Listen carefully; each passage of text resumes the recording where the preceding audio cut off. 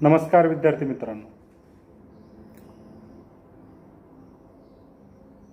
मित्रांनो. कालच्या तासिकेला आपण भारतातील शैक्षणिक प्रशासन या 10व्या पेपर्सचं अध्ययन हे सुरू केलेलं आहे. आपण पाहिलं BA तृतीय वर्षाला लोकप्रशासन या विषयाअंतर्गत आपणास 5व्या सत्रामध्ये किंवा 5व्या सेमिस्टरमध्ये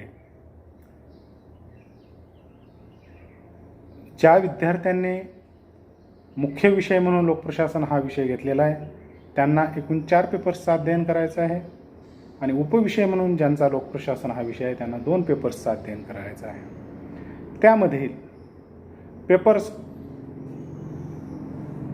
त्यामधील पेपर क्रमांक 9 हा मानव संसाधन विकास हा आहे आणि या मानव संसाधन विकासातील शिक्षण हा एक महत्त्वाचा घटक आहे आणि या अनुषंगानंच आपल्या विद्यापीठानं लोकप्रशासन या विषयामध्ये पेपर क्रमांक 10चा समावेश केलेला आपल्याला दिसून येतो.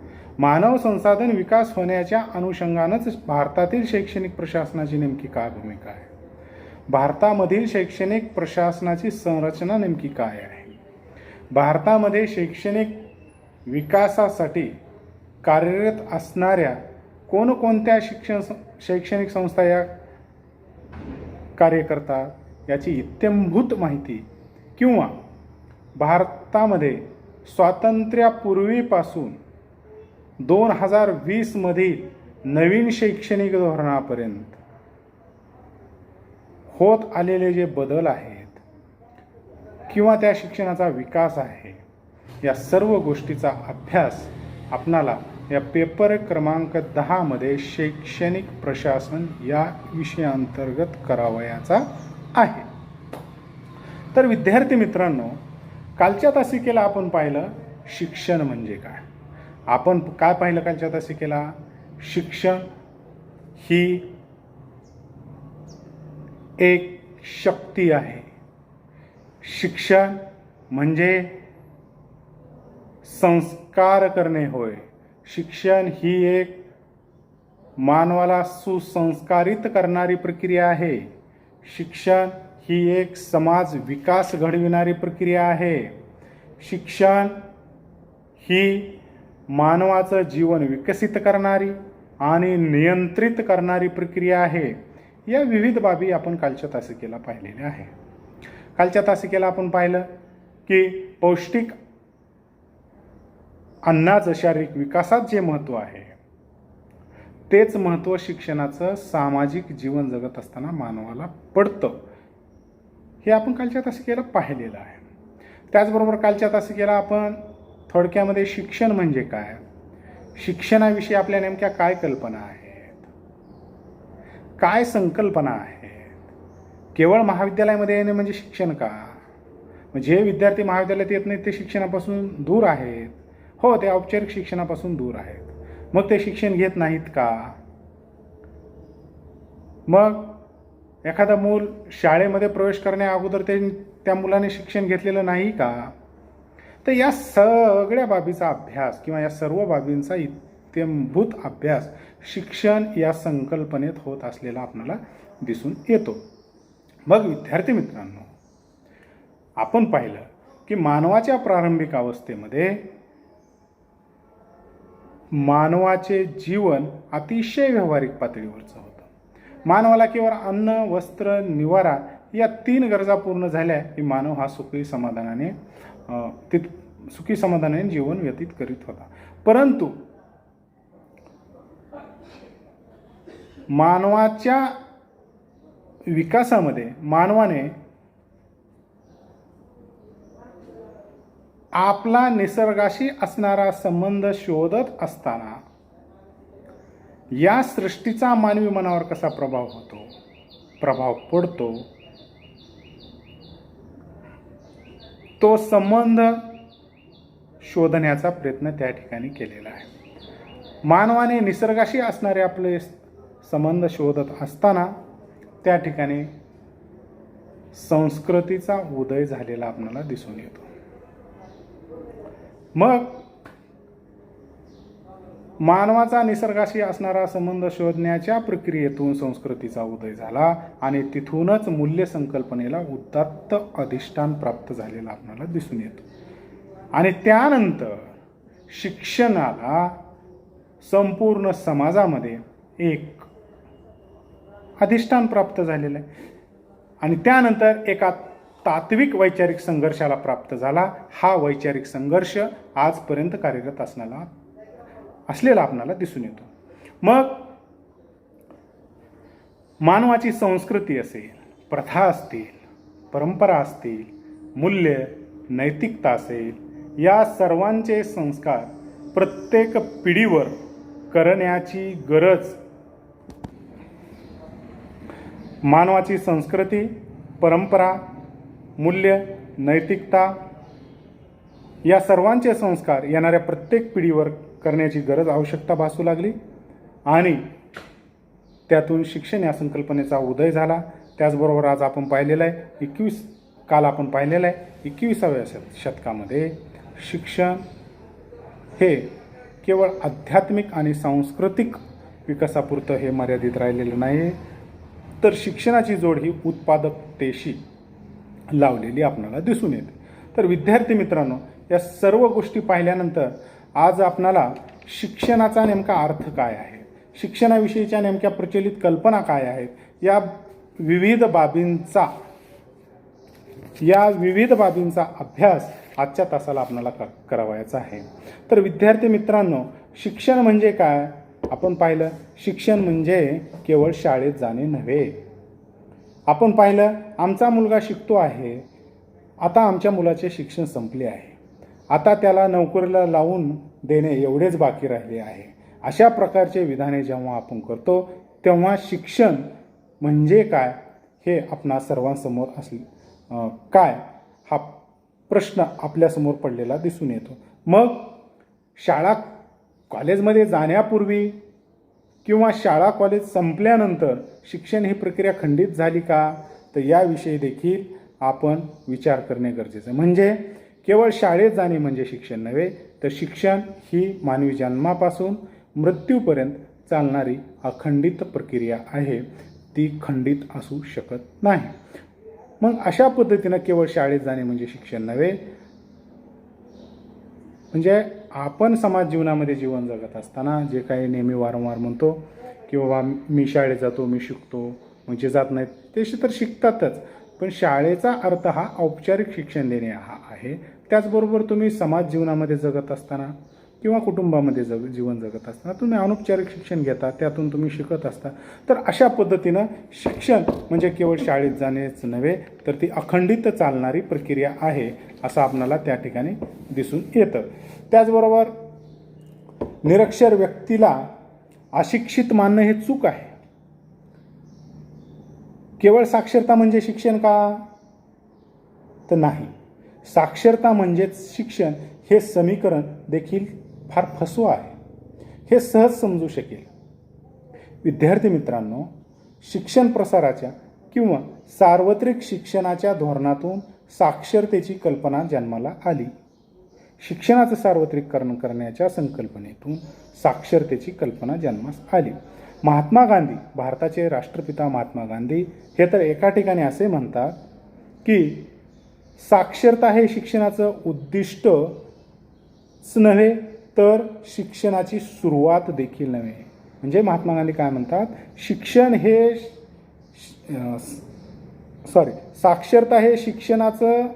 साक्षरता ही शिक्षणाची सुरुवात तर नाहीच आहे, पण ते उद्दिष्ट देखील नाही आहे. म्हणजे ती किती साधी बाब आहे. म्हणजे आपण साक्षरता म्हणजे शिक्षण हे जे समीकरण आहे ते किती फसवं आहे हे आपल्याला दिसून येईल. तर विद्यार्थी मित्रांनो, प्राथमिक शिक्षणामध्ये केवळ लेखन आणि वाचनावर भर दिला जातो. या शिक्षण पद्धतीमध्ये केवळ साक्षरतेला महत्त्व दिले जाते, बरोबर आहे. म्हणून प्राथमिक शिक्षणाच्या अभ्यासक्रमामध्ये वाचन, लेखन याला महत्त्व दिलं जातं. म्हणून शिक्षणाच्या सार्वत्रिकरणाच्या अंतर्गत साक्षरता म्हणजे शिक्षण असं बऱ्याच लोकांना वाटाव्यास लागू लागलं आणि त्यातून शिक्षणाविषयीच्या ज्या कल्पना आहेत त्या बाजूला पडत असलेल्या आपल्याला दिसून येईल. मग आज प्राथमिक शिक्षणामध्ये देखील साक्षरतेबरोबरच त्याचं उद्दिष्ट हे उत्पादन क्षमता आहे, तुमच्या नागरिकत्वाची जाणीव आहे, त्याचबरोबर चांगल्या सवयी आहेत, सामाजिक सुसंस्कार, सदाभिरुची इत्यादी गोष्टींचा अंतर्भाव हा प्राथमिक शिक्षणामध्ये केलेला आपल्याला दिसून येतो. तर अशा पद्धतीनं केवळ साक्षरता म्हणजे शिक्षण नव्हे किंवा साक्षरता म्हणजे शिक्षण ही एक फसवी व्याख्या करणं देखील म्हणजे आपल्यासाठी हे विघातक ठरेल. त्याचबरोबर परीक्षा पास किंवा पदवी पास म्हणजे देखील शिक्षण हे देखील व्याख्या करणं हे अत्यंत गरजेचं आहे. विद्यार्थी मित्रांनो, आपण पाहिलं की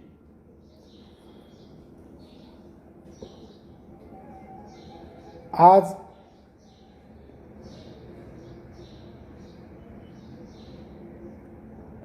केवळ पदव्यांच्या पिशव्या भरल्या जात आहेत किंवा विविध परीक्षा उत्तीर्ण केल्या जातात. मग ही तर बाब अत्यंत चांगलीच आहे, ती काही वाईट नाही आहे. परंतु केवळ परीक्षा प्राप्त करणे किंवा पदव्या प्राप्त करणे म्हणजे शिक्षण आहे का? तर नाही. मग ज्या लोकांनी पदव्या प्राप्त केलेल्या नाहीत किंवा जे लोक शिकलेले नाहीत, मग ते काही शिक्षित नाहीत का? तर आहेत. पदरी एकाही पदवीचं आभूषण नसलेल्या विद्वान आणि कर्तबगार माणसाची उदाहरणं आज आपल्यासमोर असलेली दिसून येतात. जगामध्ये रवींद्रनाथ टागोर हे एक शिक्षणशास्त्रज्ञ म्हणून ओळखले जातात.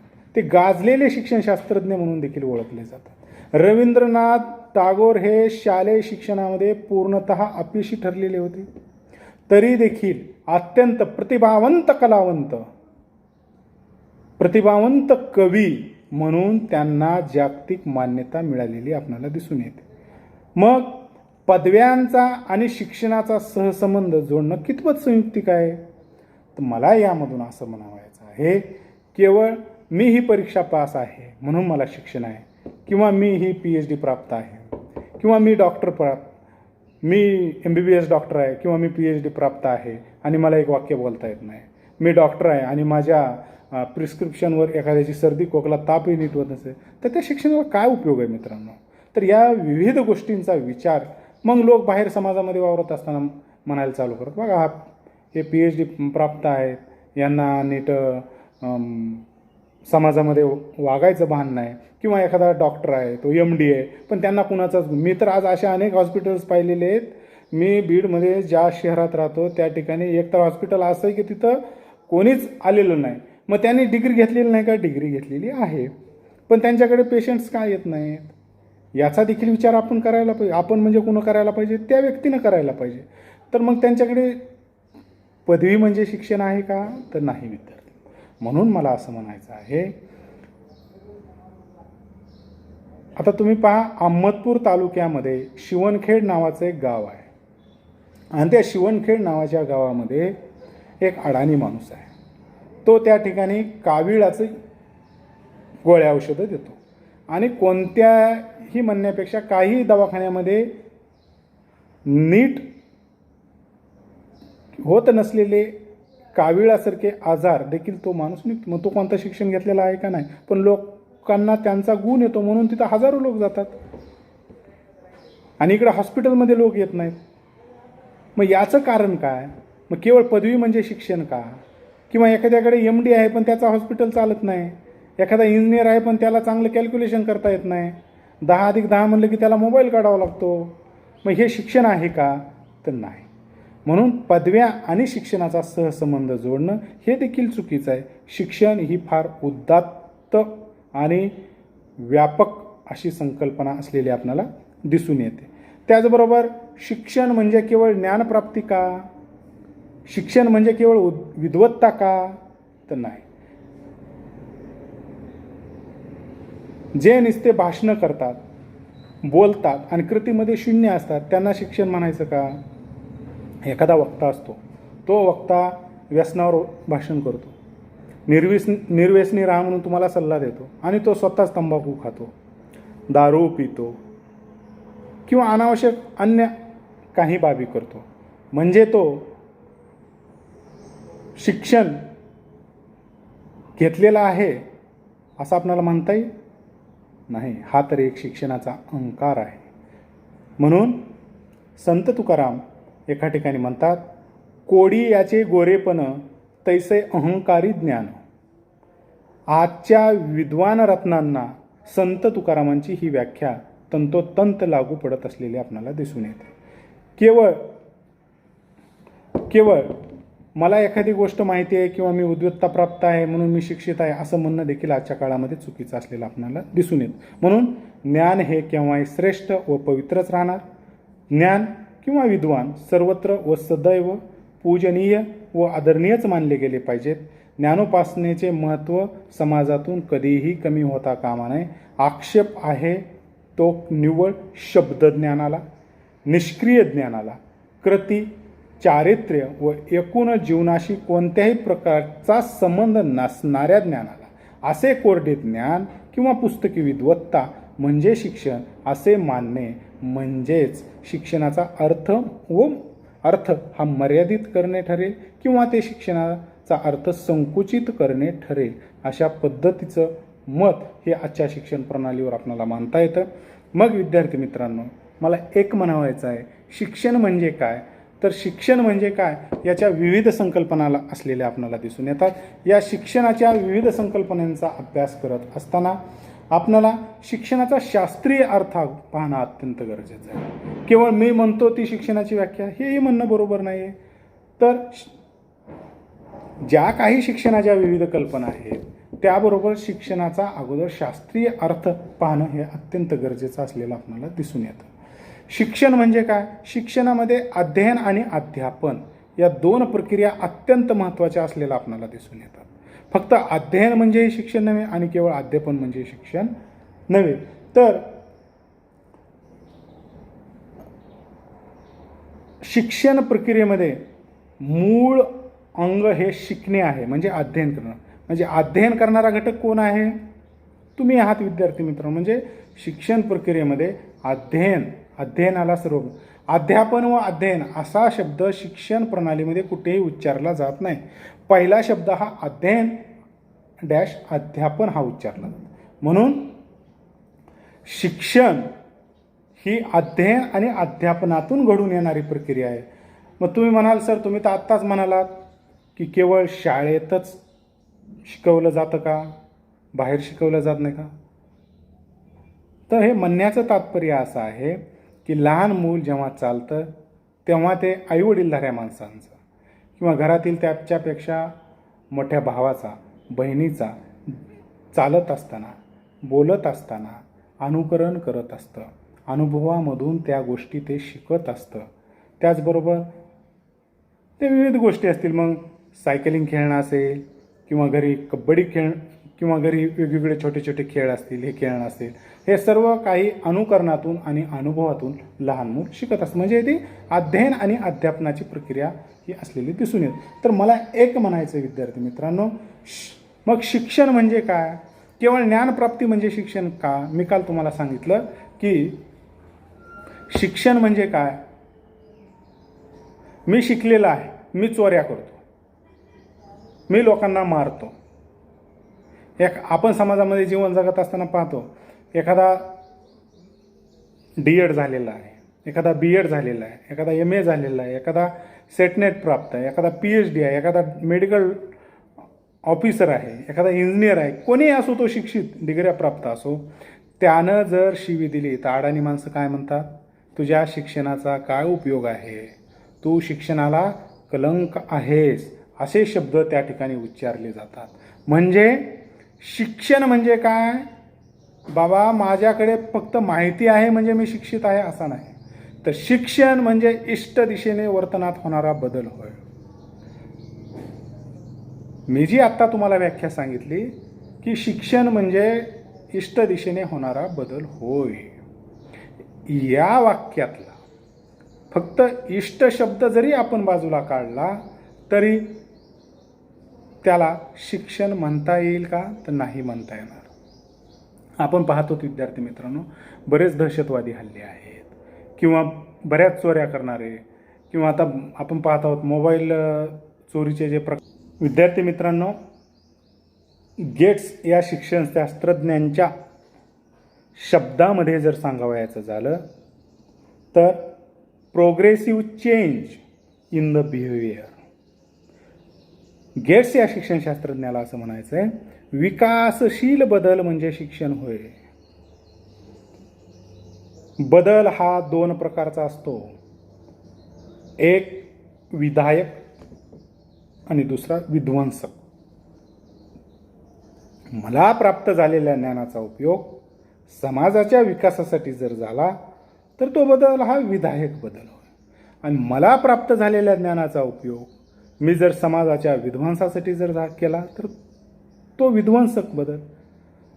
मग शिक्षण हे त्यालाच म्हटलं जातं की ज्यातून विधायक स्वरूपाचा बदल होतो, ज्यातून इष्ट दिशेनं परिवर्तन होतं. आपण पाहतो बरेच मुलं हे 7वी 8वी 9वी झाल्यानंतर देखील वर्गामध्ये काही छोट्या छोट्या गोष्टी चोरतो. एखादा विद्यार्थी पेन चोरतो, एखादा विद्यार्थी पेन्सिल चोरतो, किंवा मोठे लोक आता आपण पाहतो आहोत बसस्टँडमध्ये ते मोबाईल चोरतात. मग ते बरेच शिकलेले असतात, 12वी पास झालेले असतात, BA पास झालेले असतात, काही तर इंजिनियर्स देखील आहे. अलीकडे मोबाईल चोरीमध्ये बघा कोणता तरुण वर्ग अडकलेला आहे. मग तो शिकलेला नाही आहे का? मग हे शिक्षणानं दिलेली देण आहे का? नाही. तो तर ते शिक्षण नव्हे.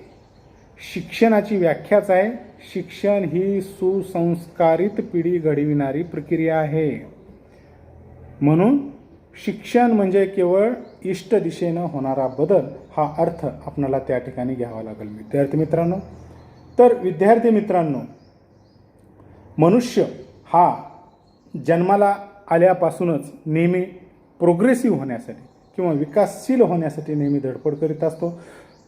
लहान बालक जन्मल्यानंतर त्याच्या धडपडीतून ते हातपाय हलवतं, हातपाय हलवल्यानंतर ते रांगायला शिकतं, रांगायला शिकल्यानंतर ते चालायला शिकतं, चालायला शिकल्यानंतर ते पळायला शिकतं, नंतर उड्या मारायला शिकतं, नंतर खेळायला शिकतं, नंतर समाजात वावरतं. तर ह्या ज्या सर्व काही गोष्टी आहेत किंवा ते जे काही शारीरिक हालचाली ज्या काही आत्मसात करतं ते शिक्षण आहे. परंतु जर मूल नंतरच्या काळामध्ये चोरी करू लागले, लबाड बोलू लागले, तर त्याला शिक्षण म्हणतात. तर मला एक म्हणायचं आहे किंवा शिक्षण म्हणजे इष्ट दिशेनं होणारा बदल असेल, मग तो शारीरिक क्रियांच्या बाबतीत असेल, भावनात्मक क्रियांच्या बाबतीत असेल किंवा ज्ञानात्मक क्रियांच्या बाबतीत असेल. विकासाच्या मानसशास्त्रज्ञाने वर्तनामध्ये घडून येणारे बदल हे 3 पातळ्यावर घडून येतात असं सांगितलेलं आहे. भारताचे राष्ट्रपिता महात्मा गांधी यांनी देखील 3H म्हणजे शिक्षण म्हणजे हेड, हँड, हार्टचा विकास म्हणजे शिक्षण होय, अशा पद्धतीच्या व्याख्या त्या ठिकाणी केलेल्या आपल्याला दिसून येते. तर आज आपण सर्वप्रथम शिक्षणाचा शास्त्रीय अर्थ या ठिकाणी पाहणार आहोत. शिक्षण या शब्दाला आपण काय म्हणतो इंग्रजीमध्ये विद्यार्थी मित्रांनो? एज्युकेशन असं म्हणतो. आपल्या मराठीमध्ये आपण त्याला शिक्षण म्हणतो, इंग्रजीमध्ये त्याला आपण एज्युकेशन म्हणतो. बघ, एज्युकेशन हा शब्द इंग्रजी भाषेतील आहे. मग एज्युकेशन हा शब्द लॅटिन भाषेमधून इंग्रजी भाषेमध्ये आलेला आपल्याला दिसून येतो. आणि शिक्षण हा शब्द संस्कृतमधील शास या धातूपासून उत्पन्न झालेला आपल्याला दिसून येतो. शास म्हणजे ताब्यात ठेवणे, शिस्त लावणे, शिकविणे, सूचना देणे. यावरून शिक्षण म्हणजे सूचना देण्याची, शिकवण्याची प्रक्रिया असलेले आपल्याला दिसून येते. त्याचबरोबर आपण पाहिलं इंग्रजी भाषेमध्ये शिक्षणाला एज्युकेशन असं म्हणतात. एज्युकेशन या शब्दाची लॅटिन भाषेपासून उत्पत्ती झालेली आहे. एज्युकेशन या शब्दाची लॅटिन भाषेमधून उत्पत्ती. आपण हे पहा इथं एज्युकेशन लिहून घ्या. लॅटिन भाषेतील EDVECARE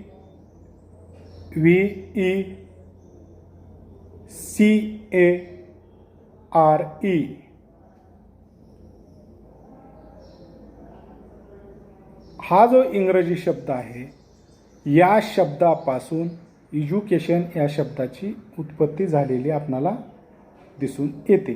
एज्युकेअर याचा अर्थ काय होतो? To rear. इंग्लिशमध्ये त्याला पर्याय शब्द काय आहे? To rear. त्याचबरोबर दुसरा पर्याय शब्द काय आहे त्याला? टू नरिश किंवा टू ब्रिंग अप. हे त्याला पर्यायी इंग्रजी शब्द असलेले आपल्याला दिसून येतात. याचा अर्थ होतो पालन पोषण करणे, त्याचं संवर्धन करणे किंवा त्याचा वाढविणे. लॅटिन भाषेमध्ये या शब्दाचा अर्थ होतो त्यांचं पालनपोषण करणं, वाढवणं किंवा संवर्धन करणं. त्याचबरोबर याचा अर्थ व्यक्तीच्या जन्मजात गुणांना जागृत करून त्यांचा विकास करणं. व्यक्तींच्या जन्मजात गुणांना जागृत करून त्यांचा विकास करणं. एक छोटंसं उदाहरण घ्या विद्यार्थी मित्रांनो. तुमच्या प्रत्येकाच्या घरी शेती आहे. त्या शेतीमध्ये आपण एक उदाहरणादाखल आपलं एक वावर घेऊ. वावर म्हणजे एक जमिनीचा तुकडा, तुमच्या भाषेत वावर. आपण त्या जमिनीमध्ये सोयाबीन पेरल्यानंतर सोयाबीन मिळतं. आपण त्या जमिनीमध्ये कपाशीची लागवड केल्यानंतर त्यापासून कापूस मिळतो. आपण त्या जमिनीमध्ये ऊसाची लागवड केल्यानंतर ऊसाचं उत्पादन होतं. म्हणजे आपण जे पेरणार आहोत तेच उगवणार आहे. मग हे घटक तर जमिनीमध्ये अगोदरपासूनच आहेत. असंच विद्यार्थी मित्रांनो मानवाचं देखील आहे.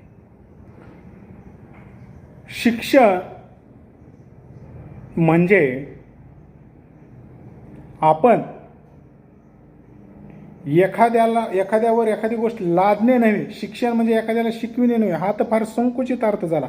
मी 4 पोरांना शिकवलं, मी 4 विद्यार्थ्यांना शिकविलं.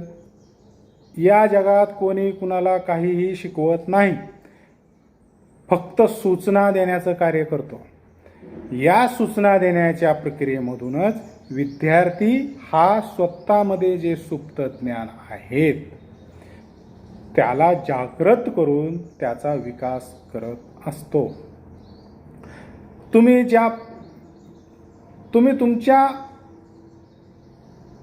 मध्ये जे काही सुप्त ज्ञान आहे त्याचा विकास करून घेण्यासाठी तुम्ही शिक्षण घेतलं पाहिजे. मग त्यासाठी तुम्ही महाविद्यालयात आलं पाहिजे.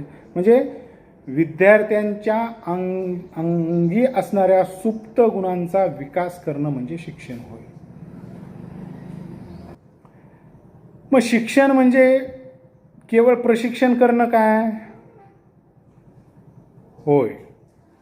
मग आजच्या काळामध्ये लिहिता वाचता येण्याबरोबरच त्याला ट्रेनिंग असली पाहिजे. विद्यार्थी मित्रांनो, नव्या शैक्षणिक धोरणामध्ये तर कौशल्याधिष्ठित शिक्षणाला अत्यंत महत्त्व असलेलं आपल्याला दिसून येतं. म्हणून थोडक्यात विकसनशील अनुभवी बालकाच्या जन्मजात शक्तींना, उपजत गुणांना वळण लावून त्यांचा विकास करणे म्हणजे शिक्षण होय. अनुभवी श्रेष्ठ व्यक्तीचं मार्गदर्शन घेणं हे त्यामध्ये अत्यंत महत्त्वाचं आहे. मार्गदर्शन हे आपल्यातील सुप्त गुणांना विकसित करण्याचं कार्य करत असतं. बालकांच्या सुप्त गुणांना चालना देण्याचं कार्य हे शिक्षण करत असते. म्हणून विद्यार्थी मित्रांनो, शिक्षण या प्रक्रियेमधून किंवा अध्यापनाच्या प्रक्रियेमधून विद्यार्थ्यांना केवळ सूचना देऊन, माहिती देऊन त्यांना फक्त चालना देणं, त्यांना जागृत करणं हे शिक्षक मंडळीचं काम आहे. आणि तुमचं काम आहे की त्यांच्याकडून ज्ञान घ्यायचं आणि आपण जागृत होऊन ते शिकायचं किंवा आपल्यामधील सुप्त ज्ञानाचा विकास करणं हे आपलं काम आहे. मग आपले सुप्त गुण कोणते ते आपण विकसित करावायचे असतात. मग या जगामध्ये श्रेष्ठ तोच होतो जो आपल्या अंगी असणाऱ्या सुप्त गुणांचा विकास करून घेण्यास पात्र ठरतो. तो या जगामध्ये श्रेष्ठ ठरतो. म्हणून म्हणून गुरुने किंवा श्रेष्ठ व्यक्तीने शिष्यामध्ये व आपल्यापेक्षा कनिष्ठ व्यक्तीमध्ये बदल घडवून आणण्याची केलेली क्रिया म्हणजे शिक्षण होय. अशा पद्धतीनं शिक्षण ही इष्ट दिशेनं होणारा बदल आहे.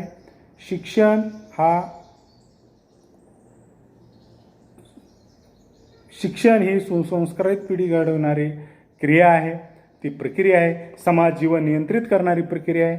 आपण पाहिलेलं आहे शिक्षण हे शारीरिक पातळीवर, भावनात्मक पातळीवर किंवा ज्ञानात्मक पातळीवर विकास करणारी प्रक्रिया आहे. या शिक्षणामधूनच व्यक्तीचा शारीरिक विकास होतो, त्यांचा बौद्धिक विकास होतो आणि त्यांचा भावनिक विकास होतो. तर अशा पद्धतीनं शिक्षणाची सर्वांगीण संकल्पना किंवा व्याख्या हे करणं अत्यंत गरजेचं आहे. तर विद्यार्थी मित्रांनो, कालच्या तासिकेला आपण पाहिलं शिक्षण ही संकल्पना नेमकी काय आहे. आजच्या तासिकेला आपण काय पाहिलेलं आहे, शिक्षणाचा शास्त्रीयदृष्ट्या त्याचा अर्थ काय आहे हे पाहिलेलं आहे. तर विद्यार्थी मित्रांनो, शिक्षणाचा शास्त्रीय अर्थ म्हणजे आपण पाहिलेलं किंवा शिक्षण